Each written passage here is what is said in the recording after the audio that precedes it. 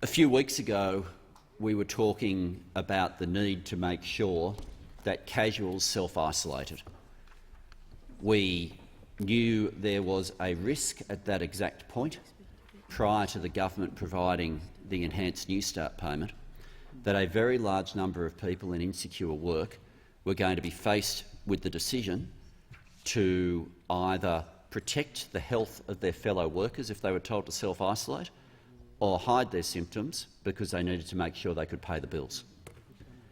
We've been making the case for that for weeks.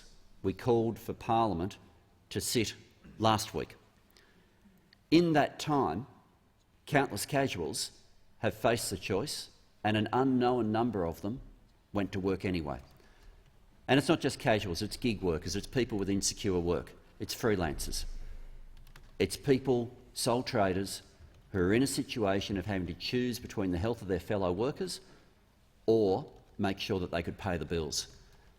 This is why the opposition has been saying we need to move quickly, because today we're making a decision about the New Start payment where we would have had a better public health situation had that decision been made in this parliament a week ago or 2 weeks ago. And in the gap, we don't know the impact that it's had on the spread of this virus. But we know it was one of the factors that was determined early, that was pointed out early, to which there was a fix, and we have waited until today for that to occur. Today, given the spread, we are now at a situation where we are facing something much more grave than whether or not people get 2 weeks' leave. We are now in a circumstance where we are watching people on mass scale lose their jobs. And we are facing a very different period of unemployment to how unemployment has previously hit Australia during periods of downturn. See, normally you've got a broad economic downturn and you can try to keep people in jobs, but if the company's not going to make it, it's not going to make it.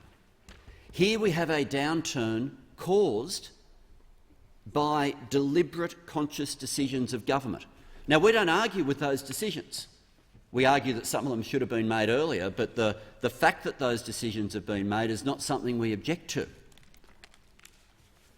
But that has meant that businesses are now folding, not because they weren't viable, but because there's been a government decision that they must close their doors, and more of those decisions are coming. That means instead of the normal situation of saying, OK, more people are going to be on unemployment benefit and we'll try to stimulate, this is a situation where at the end of this we want people to return to the same job, with the same employer, in the same business, and during this period to have been able to stay in their own home. That's what we're wanting to do. And if people simply move from work to welfare, they won't be in a situation where they've retained the relationship with their employer, and they won't be in a situation where they've been able to maintain the payment of those bills for a whole lot of people. You see, if you look at what the government's designed, they keep wanting to explain it in terms of saying, well, because it's based on withholding tax, therefore they have linked assistance to business to whether or not they are employing people. But that's not how they've designed it. The way it's been designed is that whether a business gets paid this quarter is based on their payroll last quarter. So if you have two businesses with the same withholding tax, one of them sacks all its workforce this quarter, the other keeps all its workforce on, they get the same payment.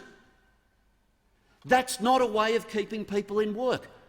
Yes, we welcome that businesses need the support right now, but let's not pretend that that's a policy that will keep people in work.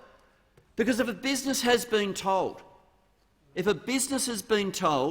that they have to close their doors because of social isolation, and we are all getting calls from these businesses right now working out what on earth do they do.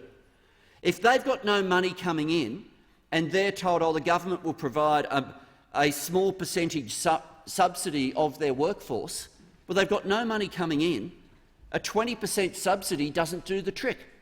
And why do we say a 20% subsidy? This is the other bit of messaging that the government's used, which is great messaging, but I've got to say doesn't help in understanding. They say they will now provide back 100% of the withholding tax. But what does 100% mean for a payroll? If you're a high-wage earner, that's probably still only 40% of your overall income. For the median wage, it's only 20% of the income. So whereas places like the United Kingdom right now are saying to employers, we will provide an 80% wage subsidy so that workers stay with you and so that you can keep them on even in your most difficult hours, Australia is saying we'll provide a 20% subsidy for people on the median wage, and in fact we'll pay it based on who you used to employ, not who you employ now. Now, the government may come back and fix this in a few weeks' time, but can I tell you, every day we are seeing livelihoods destroyed. The Prime Minister has settled on a mantra of saying that, oh, we're not going to panic. We're not saying panic, we're just saying act. Because the businesses that have been told to shut down are not going to wait for a few weeks' time before they make a decision as to whether or not they keep on their workforce. And the Centrelink queues today around Australia show that.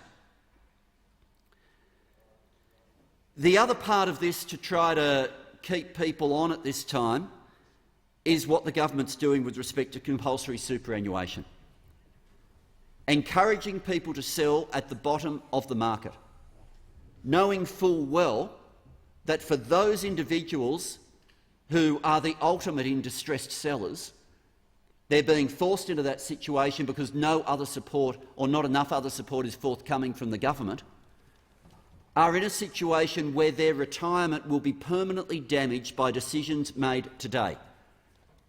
I've heard those opposite talk about sending the bill to future generations.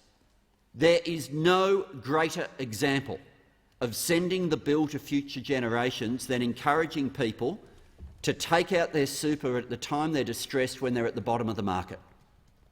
And that's before you get to the knock-on impacts that it has on investment across industry.